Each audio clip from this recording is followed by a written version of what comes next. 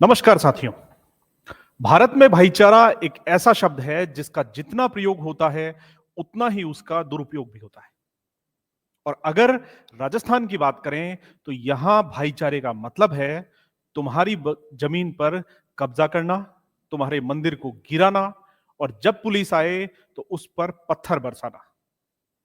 क्योंकि आखिर धर्मनिरपेक्षता का मतलब है सिर्फ एक ही समुदाय की भावनाओं का सम्मान करना, बाकी सब वोट बैंक की तरह इस्तेमाल होने वाले कठपुतली मात्र हैं। भाई, छतरियां मतलब वो प्राचीन स्मारक जिनका राजस्थान की रेत और हवाओं से पुराना रिश्ता है। लेकिन जब इन छतरियों के मरम्मत का काम शुरू हुआ तो अचानक से कुछ समुदाय विशेष के लोगों की भावनाएं आहत हो गई। इसके बाद आसपास भीड़ जमा हो गई। बच्चे, महिलाएं, पुरुष सब ऐसे आए जैसे यहां बिरयानी का महोत्सव लग गया हो। ये लोग पत्थर फेंक रहे थे, लाठियां चला रहे थे और चीख चीख कर कह रहे थे हमारे अधिकार का हनन हो रहा है। अरे भैया, ये छतरियां तुम्हारे घर की बालकनी नहीं है जो तुम्हारा अधिकार हो। लेकिन नहीं, यहां तर्क की कोई जगह नहीं है। यहां तो अब्बा जान के बताए स्पेशल हक चलते हैं और पुलिस वो तो बस मूक दर्शक बनी रही। क्योंकि आजकल पुलिस को सेंसिटिव होना पड़ता है, वरना सेकुलरिज्म के सर्टिफिकेट खतरे में पड़ जाएंगे। फिर भी एसपी साहब सुधीर चौधरी ने हिम्मत दिखाई और 23 लोगों को गिरफ्तार किया। मुख्य साजिशकर्ता हासम खां के साथ। वाह, अब थोड़ी उम्मीद जगी है। शायद राजस्थान में कानून का राज बचा हुआ है। लेकिन देखना होगा कि ये जमानत पर रिहा कब होते हैं और फिर से कैसे किसी नई घटना में झंडा लहराते हुए नजर आते हैं। अब जैसलमेर से सीधा चलते हैं जयपुर की तरफ। यहां मस्जिद में अवैध निर्माण चल रहा था। नगर निगम ने नोटिस भी चस्पा कर दिया। अब जरा सोचो, अगर किसी हिंदू मंदिर में अवैध निर्माण होता तो मीडिया वाले हेडलाइन मारते, भगवा आतंक। लेकिन यहां नियम कुछ और है। यहां तो जैसे भगवान का स्वर्गलोक उतर आया। यह कार्रवाई द्वेषतापूर्ण है। हम कोर्ट जाएंगे, हमारे पास सारे दस्तावेज हैं। अरे भाई, अगर कागज थे तो दिखा दो ना। पर नहीं, यहां तो हमारी भावनाएं आहत नामक ब्रह्मास्त्र चलता है। नगर निगम ने 180 दिनों के लिए मस्जिद को सील कर दिया। बहुत बढ़िया। लेकिन अब देखना है कि कोर्ट में क्या होता है।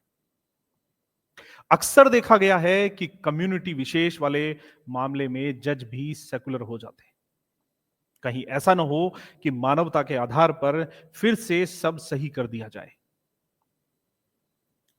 अब जयपुर से सीधा चलते हैं उदयपुर, जहां एक दर्जी को जिसने बस नुपुर शर्मा के पक्ष में पोस्ट कर दी थी, उसे बीच सड़क पर गला काट कर मार दिया गया था। इसके बाद उसका वीडियो बनाया गया और पूरी दुनिया में जिहाद के नाम पर फैलाया भी गया। भाई वाह, ऐसी बहादुरी तो किसी फिल्म में भी नहीं देखने को मिलती। और फिर जब पीड़ित परिवार ने न्याय मांगा तो कोर्ट में वकील कपिल सिब्बा साहब कूद पड़े। फिल्म नहीं दिखा सकते। क्यों? क्योंकि इससे धार्मिक सौहार्द खतरे में पड़ जाएगा। मतलब हत्या हो जाए तो कोई बात नहीं, पर उस पर फिल्म बना दो तो सांप्रदायिक सौहार्द डगमगा जाता है।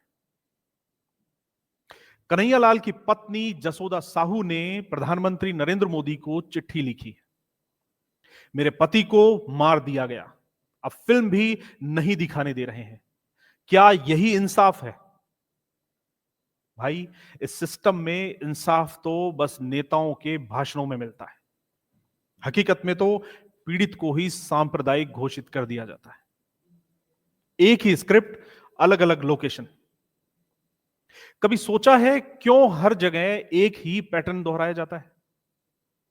कहीं पत्थर फेंको, कहीं अवैध निर्माण करो, कहीं हत्या कर दो और फिर धार्मिक भावना का मामला बना दो। ये सब करने के बाद मीडिया में घड़ियाली आंसू बहाओ। हमारी भावना आहत हुई है। क्यों भाई? क्या बाकी धर्मों की कोई भावना नहीं होती?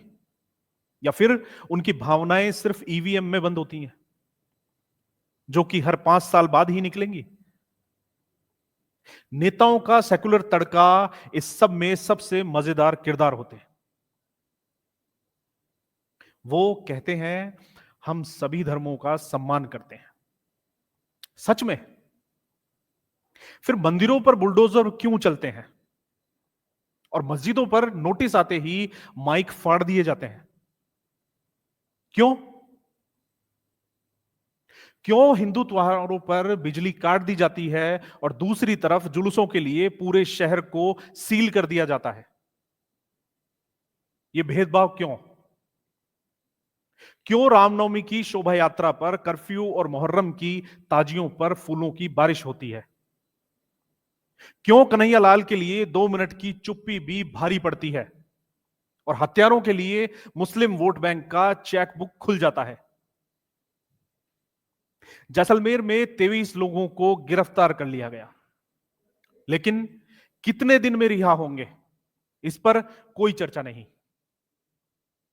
जयपुर में मस्जिद सील हुई, पर कितने दिन बाद फिर से चालू हो जाएगी, इसका भी कोई अंदाजा नहीं। कन्हैयालाल के हत्यारे भाई, वो तो हीरो बन चुके हैं। फिल्म पर रोक, कोर्ट में केस और ऊपर से सेकुलरिज्म का राग।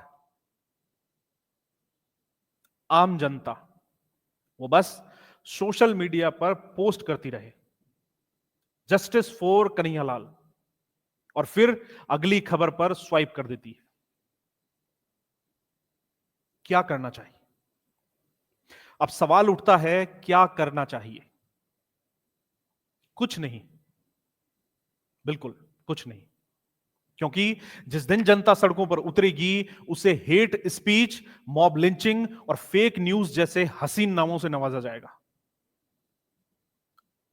तब कोर्ट कहेगा शांति बनाए रखिए, सरकार कहेगी कानून हाथ में मत लीजिए, और कम्युनिटी विशेष के नेता कहेंगे हमारे साथ अन्याय हुआ है।